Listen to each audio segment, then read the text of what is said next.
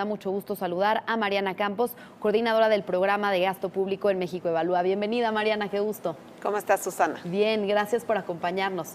Pues bueno, hablando específicamente de Petróleos Mexicanos, el secretario de Hacienda decía que los farm outs no son la única solución para el problema de producción petrolera. Sin embargo, aceptó que Pemex no tiene la tecnología que se requiere para aguas profundas, por ejemplo. Y pues esto sabemos que es un tema que impacta de manera directa a las finanzas públicas, que pues en algún momento eran 100% petrolizadas y que se ha tratado de que cada vez sea menos, ¿no? Sí, mira, Susana, yo creo que aquí hay dos dimensiones bien importantes de analizar. La primera es si Pemex debe o no ser, es decir, el fortalecimiento de esta paraestatal desde las finanzas públicas debe ser la apuesta como de política económica en el país, ¿no? Yo creo que no, yo creo que México es mucho más y que requerimos desarrollar otras áreas.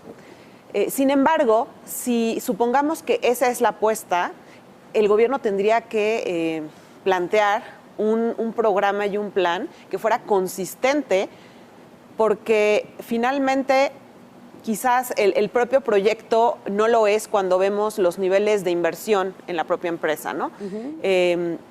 En años anteriores, por ejemplo, entre 2009 y 2016, justo en el periodo después de que no se aprobó la primera reforma energética, cuando justo estaba gobernando el presidente Calderón, en la empresa se empezó a invertir alrededor de 2 puntos del Producto Interno Bruto en Pemex. Y actualmente la propuesta es de alrededor de 1 punto del PIB.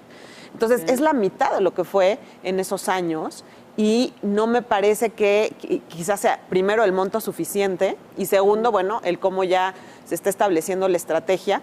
Pues las calificadoras sí están muy pendientes de que si esta es la apuesta económica del gobierno, pues que esa apuesta se haga con una alta posibilidad de éxito, ¿no? Y creo que uno de los aspectos que han criticado especialmente es precisamente la falta de expertise de la empresa estatal en la exploración de aguas profundas y la necesidad de que ahí pueda aliarse con pues empresas del sector privado que realmente tengan ese conocimiento. Claro. Ante esta apuesta, ¿ves como un avance importante lo que mencionaba el secretario de Hacienda de una reducción de la deuda en $600 millones? Bueno, lo que es importante, bueno, me parece que sí había un tema de que Pemex pues está altamente endeudada y que además varios de sus vencimientos son cercanos. Claro. Entonces, creo que sí es una estrategia estar refinanciando a la empresa. Evidentemente hay que ver los detalles sobre finalmente el costo, porque cuál es el costo de haberlo aplazado, ¿no? Y más que no sé si es una reducción de la deuda o más bien un aplazamiento, ¿no? Ok, de los bonos, ok. Y bueno, entonces, ¿en qué se deben enfocar la apuesta de política económica si no es en la empresa productiva del Estado? Bueno, a ver, hay una realidad yo creo que muy clara en este momento y es que el gobierno no cuenta con los ingresos disponibles para pues financiar el desarrollo económico, que además en principio no tendría por qué hacerlo solo el gobierno, ¿no? Pero además ahorita me parece que atraviesa un momento crítico. Este año los ingresos del gobierno, ahorita que salió la información esta semana sobre las finanzas públicas a agosto, pues bueno, continúa la tendencia de que no estamos alcanzando la meta de ingresos, que incluso algunos ya son menores a los del año anterior. Entonces, en ese sentido, pues creo que tiene que pensar cómo aliarse, por un lado, con el sector privado y por el otro lado, con los estados y los municipios también. Creo que ahí en el paquete sí es muy carente la parte de cómo puede el gobierno hacer, digamos, una especie de, no sé si llamarle alianza, o cómo crear incentivos para que estas tres partes puedan ampliar las posibilidades de inversión. Claro, porque no está siendo suficiente la recaudación, como dices, de IVA y ISR. Estos días se dio a conocer pues una caída en los recursos obtenidos, en los ingresos provenientes del IVA y ISR, por primera vez en lo que va del año, una caída de 3.6 y 11.6%. Entonces, también pues crees que se debe de replantear la política fiscal.